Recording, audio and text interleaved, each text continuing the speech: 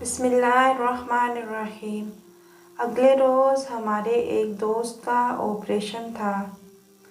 دوست کے دونوں گردے ناکارہ ہو گئے تھے۔ تبدیلی کا فیصلہ ہوا۔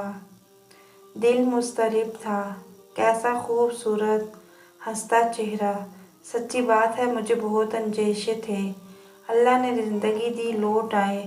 ایک دوست نے ان سے پوچھا کہ جس نے گردہ عطیہ کیا وہ کیسا ہے؟ اگلا سوال کہ کس نے کیا ہے؟ بھائی آپ کو گردہ کس نے دیا؟ ان کا جواب تھا میری اہلیہ نے۔ یہ سن کر میری آنکھیں بھر آئیں کہ یہ کیسی کمال کی نعمت اللہ نے ہم کو دی ہے۔ بھلا ایسا بھی ہوتا ہے، ہم سے محبت کرتی ہیں، پھر الجھتی ہیں اور پھر اپنا سب کچھ ہم پر ہی ہار دیتی ہیں، اگر وقت آئے تو جان بھی وار دیتی ہیں۔ ہم تو کبھی ایسے بے پرواہ ہو جاتے ہیں کہ تعریف تو کیا تسلیم سے بھی مکر جاتے ہیں، لیکن یہ ایسی ہوتی ہیں کہ اس بے پرواہی کا علاج بھی مزید محبت سے کرتی ہیں کہ شاید شام کا بھولا جلد لوٹ آئے۔ اگلے روز ایک ویڈیو دیکھی کہ خاوند بیوی کی بیجا ضد سے ہارا، جو کے ساتھ جانے کو تیار نہ تھی، اس نے اسے باندھا اور ساتھ لے گیا۔ راستے میں لوگوں نے اس عمل پر اس مرد کو شرمندہ کیا تو اس نے اسے کھولا۔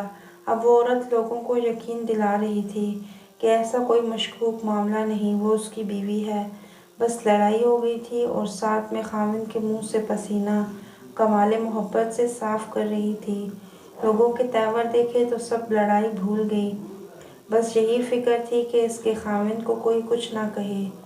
جگ تے تو جیویں تے تیری آس تے میں جیواں، ایسی چھلی ہوتی ہیں کہ کھانے کا بہترین حصہ ہمارے لیے بچا کے رکھتی ہیں، اور ہم بسا اوقات یہ پوچھنا بھی بھول جاتے ہیں کہ اس نے کھانا کھایا کہ نہیں۔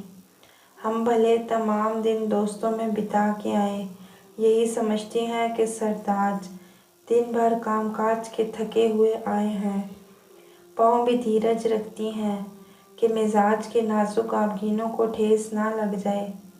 ہم ایسے بے توفیق ہو گئے کہ نازک آبگینے خود بن کے رہ گئے، اور اس کے لیے یہ کہنا کہ آپ تمام دن کرتی ہی کیا ہو۔